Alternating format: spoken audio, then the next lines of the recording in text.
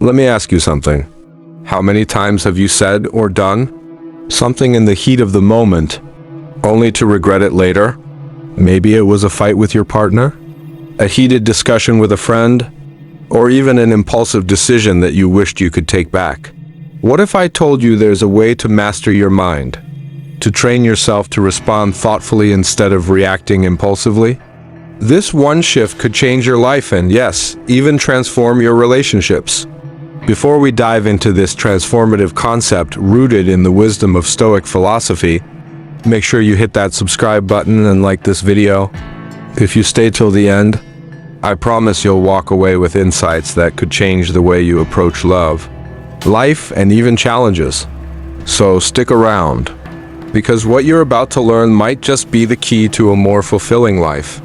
Imagine this: you're at work, and your boss sends a scathing email criticizing your performance. Your first instinct is to fire back, defend yourself, or maybe even quit in frustration. Later, as the emotions settle, you realize you misunderstood their intent, or perhaps you recognize some truth in their feedback.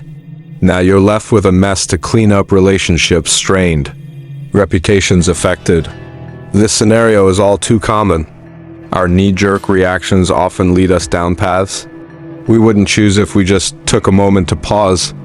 This is where Stoic philosophy comes in. The ancient Stoics, like Marcus Aurelius and Epictetus, believed that while we can't control external events, we have complete control over how we respond to them. And that, my friends, is the foundation of today's topic: learning to respond, not react. Let me share a story about a man named Alex. Alex was your typical high achiever, always on the go, juggling a demanding job, a relationship, and a social life.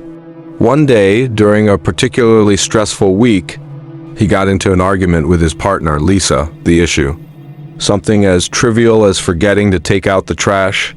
Alex snapped, raising his voice and saying things he didn't mean. Lisa, hurt and frustrated, walked out. Later, sitting alone, Alex reflected on what happened. The argument wasn't about the trash. It was about the stress he was carrying. He realized he had let his emotions take over, reacting without thinking. This pattern wasn't new. In his personal life and at work, Alex often reacted impulsively, creating more problems than solutions. Alex stumbled upon Stoicism while reading a self-help book. One quote struck him deeply: "You have power over your mind, not outside events. Realize this and you will find strength." This was Marcus Aurelius, a Roman emperor who mastered the art of responding thoughtfully. Inspired, Alex began to study and apply Stoic principles. Over time, his life transformed. He became calmer, more intentional, and his relationships improved. He was no longer a prisoner of his emotions. So, what does it mean to respond and not react? Let's break it down with Stoic philosophy. Epictetus said, "It's not what happens to you, but how you react to it that matters." Imagine a traffic jam. You can't control the traffic, but you can control whether you sit there fuming or use the time to listen to an audiobook. This is the golden rule. The next time you feel anger, frustration, or anxiety bubbling up, pause. Count to 10, take deep breaths, or simply acknowledge the emotion without acting on it. This pause gives your rational mind time to catch up with your emotional mind. Marcus Aurelius often reminded himself, if you are distressed by anything external, the pain is not due to the thing itself, but your estimate of it. Reframing means looking at challenges as opportunities. For Alex, criticism from his boss became a chance to grow, not a personal attack. The Stoics believe that external events are neutral. It's our judgments that label them as good or bad. For example, losing a job might feel like the end of the world, but it could also be the beginning of a new, better chapter. Journaling or reflecting on your day helps you identify patterns in your reactions. What triggered you?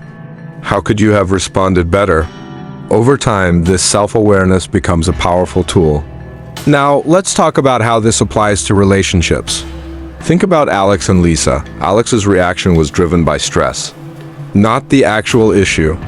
In relationships, this happens all the time. One partner says something thoughtless. The other reacts emotionally, and suddenly a minor disagreement becomes a full-blown fight. When you train yourself to respond instead of react, you create space for understanding and compassion. Instead of snapping back, you might say, "I'm feeling upset right now. Can we talk about this when I've had some time to think?" This approach diffuses tension and builds trust. It's not about suppressing emotions, it's about managing them in a way that serves your relationship. In today's fast-paced world, we're constantly bombarded with stressors. Social media, news, work pressures, it's a lot. Reacting impulsively to everything only adds to the chaos. But when you cultivate the ability to respond thoughtfully, you become the calm in the storm. You become someone who can handle challenges with grace, someone others look up to. And here's the thing, this isn't just about avoiding regrets. It's about living a life of intention where your actions align with your values. It's about being the best version of yourself, not for others, but for you. Even 5 minutes of mindfulness can help you become more aware of your thoughts and emotions. Write Stoic quotes on sticky notes and place them where you'll see them daily. Spend time with people who embody the qualities you admire. Every time you pause instead of reacting, acknowledge your growth. And there you have it, a comprehensive guide to training your mind to respond, not react, inspired by Stoic philosophy. Remember, this isn't an overnight transformation. It's a practice, a journey, and every step you take brings you closer to mastering your mind and emotions. If this video resonated with you, please give it a like and share it with someone who needs to hear this. Don't forget to subscribe for more insights that can help you live a more intentional life. With that said, thanks for watching, and until next time.